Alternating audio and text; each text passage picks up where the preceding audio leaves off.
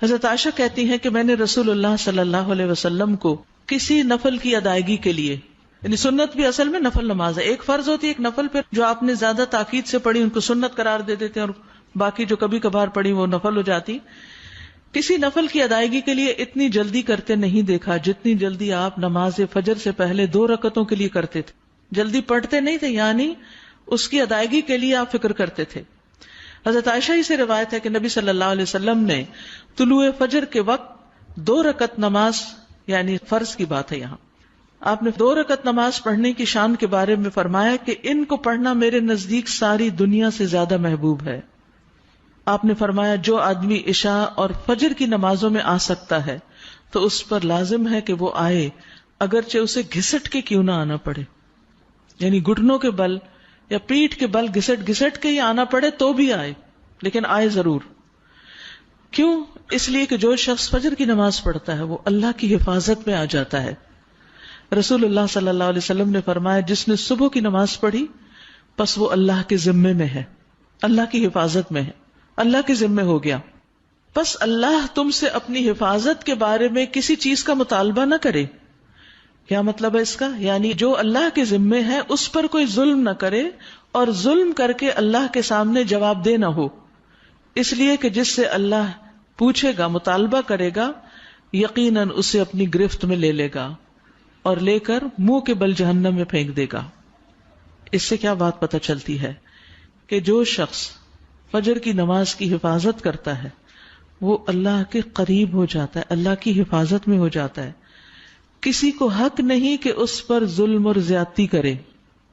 جو اس شخص پر زیادتی کرے گا جو فجر پڑھتا ہے تو وہ دراصل اس ذمے میں خیانت کر رہا ہے جس کو اللہ نے اپنے ذمے لیا ہے، اور پھر قیامت کے دن اللہ تعالیٰ ایسے شخص کو پکڑے گا. یعنی فجر پڑھنے والے کی عزت اور احترام لازم ہے، کیونکہ صرف مومن ہی اس کی پابندی کرتا ہے. بہت سے لوگوں کے لیے فجر کی نماز بڑی بھاری ہوتی ہے، وہ ایک خاص وقت سے پہلے نہیں اٹھتے. کچھ لوگوں کی اکثر ہی قضا ہو جاتی، وہ چونکہ دیر سے سوتے ہیں تو صبح اٹھ نہیں پاتے، تو ان کی حفاظت اللہ کے ذمے پہ نہیں ہے. تو اس لیے بہت ہی فکر کرنی چاہیے کہ فجر کی نماز قضا نہ ہو، یعنی کوئی باقی کر لیں، نہیں، کیونکہ باقی تو پھر ہم جاگ ہی رہے ہوتے ہیں نا، تو اذان بھی سنائی دے دیتی ہے اور وقت بھی پتہ چل رہا ہوتا ہے اور دوسروں کو بھی ہم دیکھتے ہیں پڑھ رہے ہیں تو پڑھ ہی لیتے ہیں. لیکن فجر کی چونکہ ایک ذمہ داری ہوتی ہے اٹھنے کی بھی، اور پھر وقت پر اٹھنے کی، اور پھر مسجد میں جانے کی، تو اس لحاظ سے اس کی حفاظت بہت ضروری ہے. اور فجر پڑھنے والا شام تک اللہ کی حفاظت میں ہوتا ہے. اس میں ایک واقعہ بھی آتا ہے احادیث کی کتابوں میں. عامش کہتے ہیں کہ سالم بن عبداللہ بن عمر، ابن عمر کے کیا لگے؟ بیٹے، اور حضرت عمر کے پوتے، یہ حجاج کے پاس بیٹھے ہوئے تھے. حجاج کے بارے میں سب جانتے ہیں کہ بہت ظلم کرتا تھا. تو حجاج نے ان سے کہا اٹھو اور فلاں آدمی کی گردن مار دو.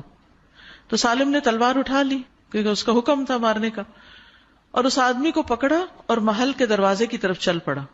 تو ان کے والد ابن عمر نے ان کو دیکھ لیا جب وہ اس آدمی کو باہر لے کے جا رہے تھے. تو انہوں نے کہا کہ کیا یہ واقعی ایسا کرنے جا رہا ہے؟ انہوں نے 2-3 بار یہ بات دہرائی. پھر باہر لا کر سالم نے اس سے پوچھا کیا تم نے فجر کی نماز پڑھی ہے؟ یعنی جس کو مارنے کا حکم تھا، کہا تم نے فجر کی نماز پڑھی ہے؟ اس نے کہا ہاں. سالم نے کہا پھر تم جس راستے سے جانا چاہتے ہو چلے جاؤ، اور وہ واپس آئے اور تلوار پھینک دی. حجاج نے ان سے پوچھا کیا تم نے اس کی گردن اڑا دی؟ انہوں نے جواب دیا نہیں. حجاج نے پوچھا کیوں؟ سالم نے جواب دیا میں نے اپنے والد کو یہ کہتے ہوئے سنا ہے کہ رسول اللہ صلی اللہ علیہ وسلم نے فرمایا جس نے فجر کی نماز ادا کی وہ اللہ کی حفاظت میں ہے یہاں تک کہ شام ہو جائے. تو ان کے والد نے ان سے کہا کہ سمجھدار رہو، میں نے تمہارا نام اسی لیے سالم رکھا کہ تم سلامت رہو، یعنی اللہ کے ذمے کے اندر خیانت نہ کرو.